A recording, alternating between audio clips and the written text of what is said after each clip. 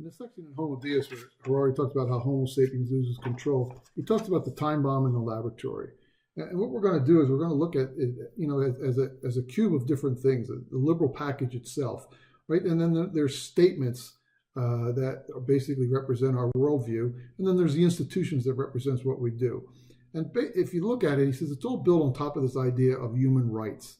And human rights is dependent upon two ideas. One is individualism, and the other is free will. And free will means that it basically cannot be deterministic, and it cannot be random. However, when we take free will and we put it underneath the microscope, we really find what again I call one of our utmost, right? And we find that basically that when we look at the neurons, that they basically are acting, due to electrochemical processes in the brain, and we act according to those, or random subatomic accidents. So it is deterministic and it is random. So free will, we're not really going to find free will because they are both deterministic and random. And so let's look at the idea of freedom and freedom as it relates to our imaginary stories, all right? And that's what he says. Now, we say, but at the same time, we feel like we act according to my desires, right? And Harari says, well, freedom equals choosing the desires in the first place.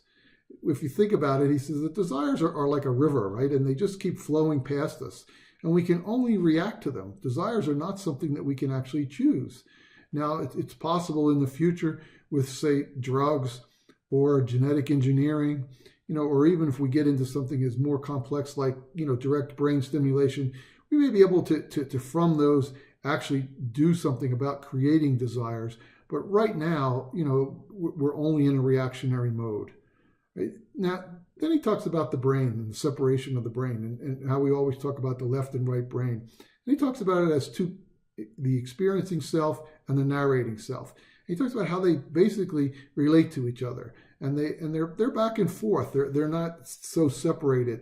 And there's a basic power of influence of the experience side on the narrating side, or the narrating side to the experience side. And that power of influence is different, over time and changes.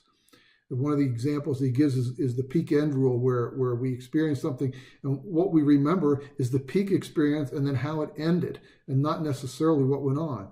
So he says we are really individuals, not individuals. All right, and that's kind of where he goes, and he then gives an example. And one of the examples in terms of the narrative concept is that if our narrative is the delusion, right, and we kill somebody, we have three things that he says we do. One is that it has no effect. We just stay with the delusion and move forward as if nothing happened. Next is it has substantial effect, and we remove the delusion, so we change it. And the third is that we rationalize the delusion and just continue the behavior rather than accept the responsibility and change the behavior.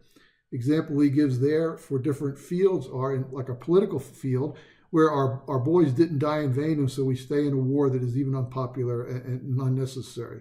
Once we've already put $40 million into something, we keep going even if it gets to $400 million. And other things, we stay in dysfunctional marriage and dead-end jobs. So these are things, if you look at this cube, all these pieces in the cube all work together. So self, individual, free will, they're just another story, just like we talked about with nations, corporations, and money. So then, what is going to come in here and bring the meaning into our picture? And that is where we're going to go in the subsequent YouTubes.